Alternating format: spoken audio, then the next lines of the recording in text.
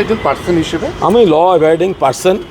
আমি hair street থানা থেকে প্রেমপত্র পেয়েছি।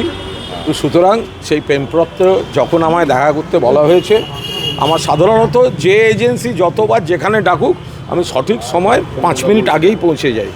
যদিও চিঠিতে লেখা ছিল যে সারাদিনে যখন হোক আসবেন, তো আমি কাল রাত্রে কথা বলে নিয়েছিলাম যে আমি 1:30টার সময় আসবো। আমি সেই অনুযায়ী এসেছি। দেখুন, 1993 সালের 21শে জুলাই যে আন্দোলন হয়েছিল মমতা বন্দ্যোপাধ্যায়ের নেতৃত্বে, ওটা no I card no vote.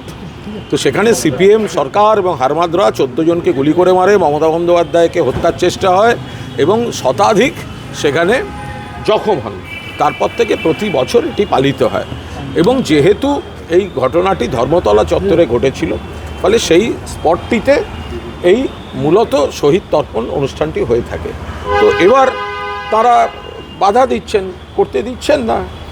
যদি যোগাসনের জন্য রেড রোডের মতো রাস্তা 7 দিন বন্ধ থাকে, তাহলে কলকাতার উপর সাম্প্রতিককালের সবচেয়ে বড় গণহত্যার শহীদ তর্পণ আধবেলা একটাও রাস্তার অর্ধেক, সেটা তারা করতে দিচ্ছে না। আমাদের কি দোষ?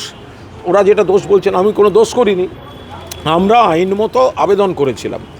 আবেদন যে খারিজ হচ্ছে তখনও জানানো হয়নি, বরং আমাদের কাছে খবর ছিল যে পুলিশ এটা বলতে পারেন যে আর একটু ছোটো করে করুন, একদিক ছেড়ে করুন, যেরকম খবর আসে। তো আমরা একটা প্রাথমিক সমীক্ষা করে নিচ্ছিলাম যে পুলিশকে সহযোগিতা করতে কতটা একটুখানি ছোট বা একটা দিক ছেড়ে করা যায়, সেগুলো আমরা দেখছিলাম। আপনারা একটা ভিডিও দেখাতে পারবেন যে একটা গাড়ি আটকে ছিল, ছুটির দিন রবিবার বিকেল 3টের পর বৃষ্টির মধ্যে আমরা জাস্ট জায়গাটা দেখেছি যাতে পুলিশকেই সহযোগিতা করা যায়। কোনো অন্যায় সেখানে করিনি।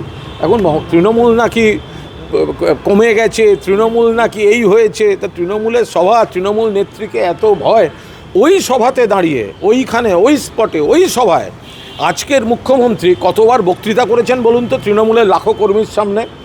ওই সভায় ওই ধর্মতলায় আজকের মুখ্যমন্ত্রী কতবার বক্তৃতা করেছেন, সেগুলো দেখুন। আজকে সেটা মনে হচ্ছে যে না, তাদের কাছে করতে দেবেন না। কিন্তু এই যে আমাকে পুলিশ যে অভিযোগ করেছেন, তো আমি নিশ্চিতভাবে আমি তাদের কোঅপারেট করব।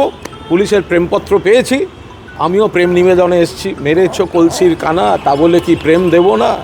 কলসির কানা মারবে, আমিও প্রেম বিলিয়ে বেড়াবো।